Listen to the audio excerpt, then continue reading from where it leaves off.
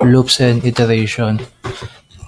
So loops are quick and easy way para you can do something repeatedly. So you can think of as a loop as parang computerized version ng laro na pwede mong utusan to take the steps in one direction tapos pwede mo siyang ulit-ulitin.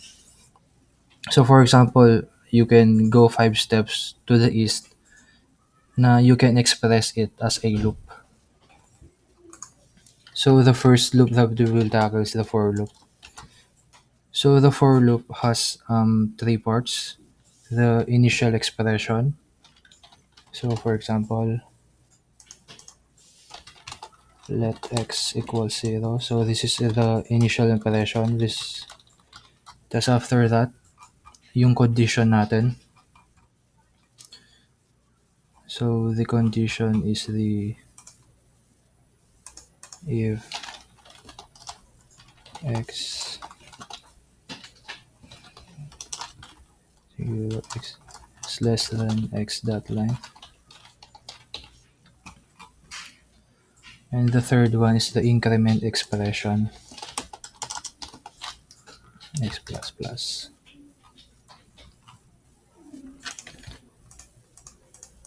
Let's have a proper example of this one.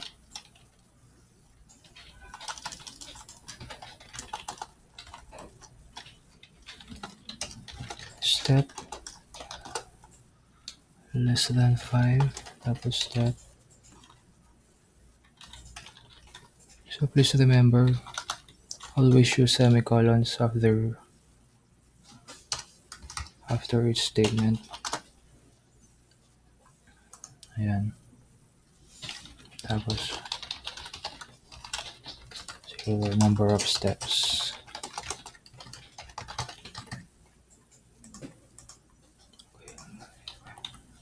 So this should be 0.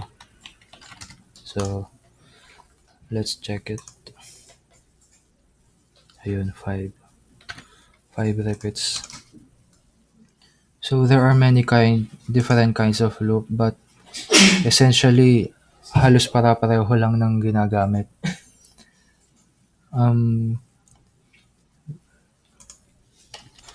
So I will be explaining how this for loops works.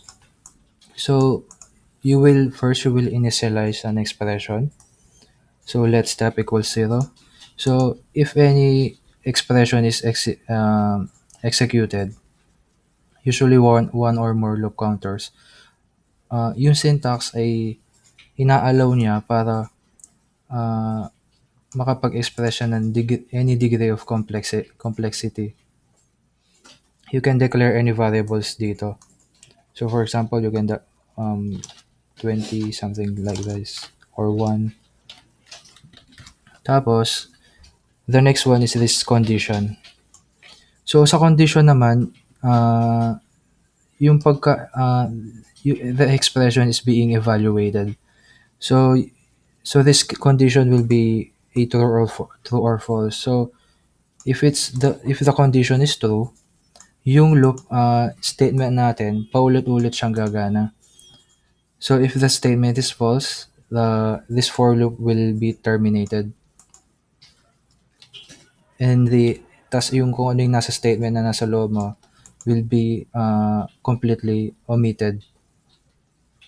So let's assume this statement for now that this is true kasi 5 yung nilagay natin as a condition. Tapos the next one is this statement. So yun nga, kung ano yung nasa loob ng for loop mo, that is the statement. So the last one is the increment expression. This one. So it represents how many you will update the expression, how many times you will execute this one. So pabalik-balik lang siya. So for example, if let step equals 1, tas yung condition mo, if 1 is less than 5, tas mag-add siya. Iko-console log na 'to tapos until maging false itong condition mo, dun lang titigil ang iyong for loop na statement.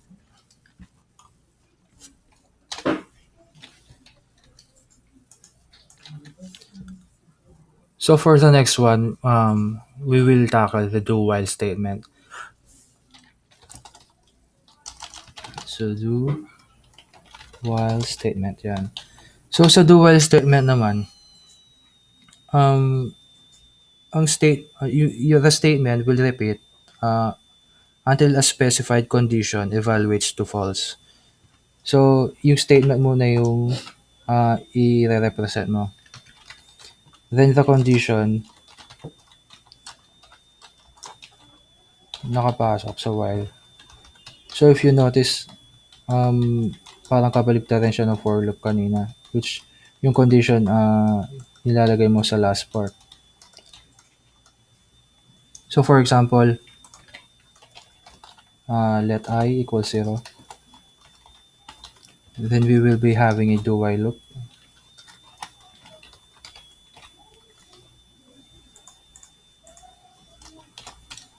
So ayan. So for example, if I equals 1 and I is less than 5, add siya plus 1 every time na this condition is true. So let's console log it. Console log I. Then we will check it on the browser. So yun. 5 times siyang nag-loop because we have the condition that I is less than 5. So for the next one, we will be having while statement. So while statement naman, it will execute a statement for as long yung specified na condition mo, ine-evaluate niya as true. So for example, we have a condition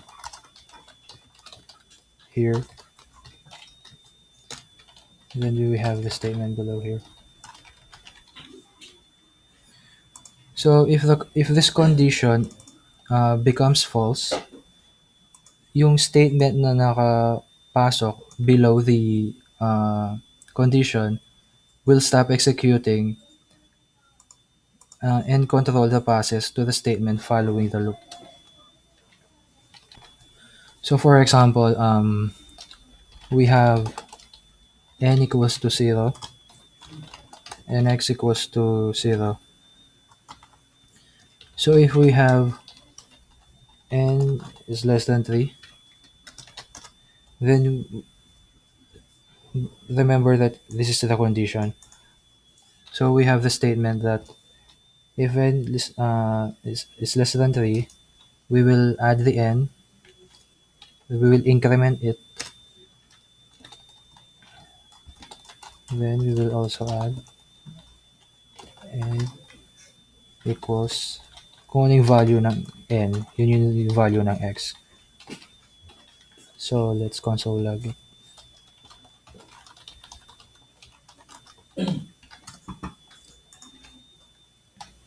Yeah. So it becomes 6. So I will explain the code for you. So with each iteration, yung loop natin, nag-increment siya as 1. Tapos, kung ano yung value ng n, ina-add niya dito sa x. So therefore,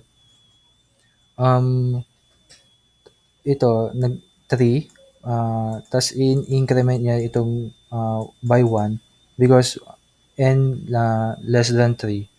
So, the final digit will become 3 here. So, as you can see, the output is 6. So, for our next loops, we will be tackling